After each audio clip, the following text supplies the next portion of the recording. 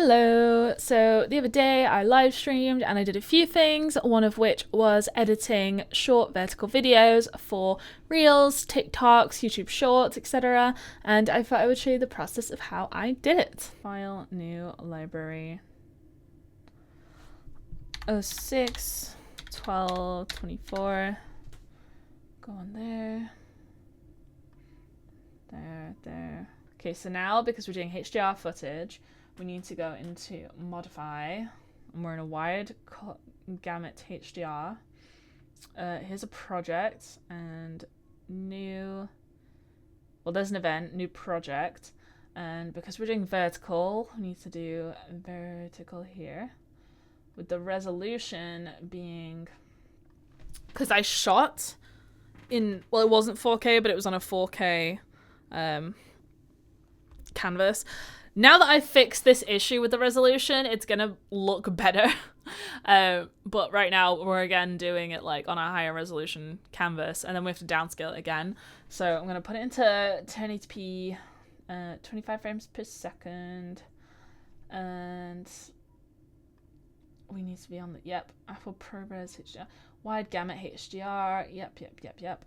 Okay, and then we're just gonna put short, because we're going to do a lot of these and we're going to be duplicating projects and batching out. So short. And now the first video that we're going to make a short of, it was the 14th of the 9th. And we're going to start with my media teacher hated me.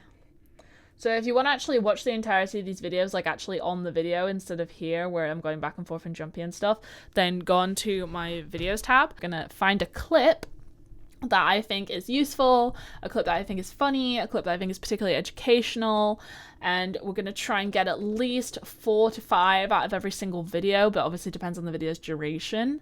And then I'll liken one of my most recent videos, how to get more views on your videos with shorts. We're going to use these and we're going to tag the full length as a related video, so then we feed more people from the shorts feed to our main channel. Okay, so that's why I'm going to cut it. I haven't batch edited Reels in so long. I'll get into the flow. The problem is sometimes I have to be really careful, because sometimes I edit too many and I put too many processes into Final Cut Pro, and then I kill my hard drive and it freezes, and then I have to shut the whole computer down, and I'm streaming, so I absolutely cannot allow that to happen. I have to be patient. What I normally do is I cut out all the useful clips, and then I duplicate the project and just like delete the normal one and then put it in the structure. So we've got our clips. You can do these next few bits in pretty much any order as long as you end up with the same end result, but I'm going to do it this way today because I believe it's faster. This only really works because every single clip I've chosen has the exact same framing. There's nothing going on inside the shot that requires a different framing. So we're going to copy, and we're going to paste everything. And we're going to line it up and put it underneath. I'm going to get rid of that gap of nothing. So now I'm going to make an example clip and set it all up so we can just copy paste the effects. So I'm gonna make this slightly bigger because we don't need the whole frame. And with shorts, you want to have as much as possible to work with. I'm gonna centralize it. It's pretty central, to be honest. Okay, now we're gonna do this and we're gonna make it the whole frame, fill at the back. Then we're going to get an effect called Gaussian or whatever the hell you want to call it. Stained glass window. It's blurry. That's the point. It's blurry. And we're going to get that. And we're going to mute the audio on one, or else you end up with a duplicate like this. Around this time, I was like thinking, what do I... Which like it can just make it louder, but it annoys me because it's like, I feel like I can feel the excess vibrations. I had been very good at it. Okay. So this is a clip now, and we're gonna copy this. I'm gonna go across everything on this layer of the timeline. I'm gonna edit, and then down here, we're not doing paste, we're doing paste attributes, because we don't want the same clip, we just want what we did to the clip. So position, done there. So then you can see how it's reframed of all of them. And then the lower layer, gonna copy, and then paste attributes. And you want to get the Gaussian, the scale, and the volume. And paste that. Now you've got a bunch of clips. So what we're going to do is we're going to duplicate the project. So we've got all the clips down there. And for the first one, we've got our first clip, delete every clip after it. We're going to render first, we're going to render it. And then we're going to let that render for a minute. And because it's a short, it doesn't take too long, but you know, we're going to have to do some waiting now. And then you can click on the little wheel here and watch it finish. And these are all the different activities. So then now we've rendered it, we can share. And we're going to export file, because I want to choose all my options. I don't want to do a preset. So settings, social platforms. HEVC means it stays 10-bit. And the thing with shorts and reels, when you make them HDR for social media, it can be a double-edged sword because not a lot of social media platforms are accustomed for that yet, and they're not necessarily set up for it in terms of the workflow. So if you have HDR clip, if you go on Instagram, for example, and you just look at the grid view or the Reels tab, it'll look like it's all grey and desaturated out again, because not a lot of devices immediately preset to HDR mode. But when you click on it, either if you have HDR, you'll see the full color version, or if you don't have a HDR device to view on, then it will downgrade it to standard dynamic range or SDR. So it'll look a little bit blander, but it's still like a higher quality than it probably would have been unless you like just shot in full HDR. I mean, in full SDR. Because of like how the preview looks, if you don't get a little pre-roll that actually starts the video within the thumbnail space, then it will just look a bit grey and it might not incline people to press on it. So it's sort of a double-edged sword there, but YouTube is built to understand HDR. So YouTube's not an issue, and YouTube is my primary platform. So we've got the wide color gamut, PQ, and we're going to share. I'm going to save it into this folder here that we made for today's activities. And you can see that's going to start sharing. Sharing means exporting in this situation. Now I'm going to try really, really hard to not get too excited and do too many activities at once, because I will freeze the device. Okay, done. You can see you've got an export. I had been very good at it, and this woman's teaching methods, she had loads of amazing students. And this is important for my personal workflow.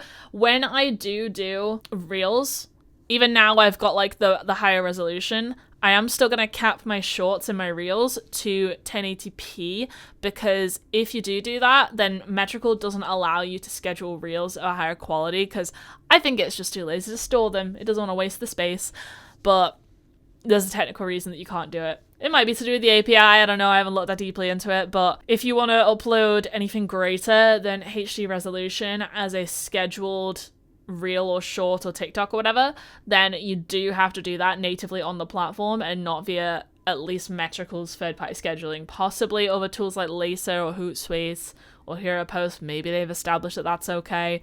I don't think they have. So now we go to our duplicate project. Close that. Duplicate project, we've got everything saved. So we delete our first clip that we just exported. Delete that one. And this is the one we're doing, so now we're going to delete everything after it. But first we're going to duplicate the project. Okay, that's done. And then delete all these ones. Modify, render, not retime, render. And then it renders. And it's doing it quite quickly because it's a short clip. And then share, export file. All the settings are the same from our previous one, and then go again. And this is so we can speed it up a little bit. Okay, last one. Rendered and share, export file, export, save. Then we check the folder, closing all the previews. So we got the one that's just short, and then 1, 2, 3, 4, 5, 6, 7, 8, 9, 10, 11, 12, 13. Is 13 the last one? Yeah, it is, because it's thumbnailing. It's not ready. 13. Okay. And now we've got our batch. I'm gonna highlight them all. Normally I would do this for like 8 videos before I gave up. One time I made 100 shorts in a day. I was locked in that day. I'm pretty sure that was the batch that I just finished like the other day. But okay, so now I've got them all highlighted. We're gonna go into YouTube. Don't know how it's gonna handle me uploading videos while I'm streaming. I've never actually multi-purpose like this. I got multiple tabs. It should be fine. It's not like I'm ending the stream to do it. But upload them. And let's see how the upload speed does, since I am also live streaming, and I'm pretty sure that him in the other room is gonna wake up soon. If I go into the shorts, and we'll see if it actually believes that that 1 minute 19 one is actually a short, or if it doesn't process it that way yet. I'm curious. Short number 5. We'll see what short number 5 comes through as once it starts processing it. And it's processing it up to HD because I only did it to HD on purpose. Most phones can't really show like that biggest difference in resolution anyway, and when you're watching on short form content, the standard is lower. And don't say it's not, because we all know it's true, because you're just like scrolling nonchalantly and you'll see like a person who's got a whole professional production set up, and then you'll see some kid who's barely learned how to upload to the internet and they're just shaking their phone like that in a darkly lit room. So, you know, just accept it. It's fine. It's fine for the efficient workflow as a one-woman business. If it's a short and it's accepted the longer duration of shorts up to 3 minutes, then the next one to come through will be short 5. If it doesn't and it takes my short as a normal video, then it will go through as short. Okay, so my account, unless it's still processing slightly, but maybe 5 hasn't showed up here yet. Unless it's still processing it because it's a longer reel. Oh my god, 5. Okay, so my channel has officially accepted new shorts are up to 3 minutes in length. So although I'm not going to be doing that often, at least I don't have to worry about it too strictly when I'm editing out clips now. We'll see how many people actually bother clicking through when they're already watching a longer than 1 minute short, because then why would they want to click to watch the full length video? Because it's going to be like a little bite-sized teaser trailer basically to hook people into the longer form, but we'll see how that works. And if you want to hear more about that strategy, go on to this video here, which is how to get more views on your long form videos with YouTube Shorts, and then you'll find out about it. Thank you so much for watching. Make sure you click on the links in the description if you want me to edit your Reels, TikTok, short videos for you, and you just receive your end videos in your email inbox, and it's very efficient and you don't have to worry about having a big discussion with me. You don't need a massive discovery call or anything. You can just send me the video, edit the video, you get the video back, and then you're done. Subscribe if you want any more educational content in the future. Thank you very much. Have a nice day. Goodbye.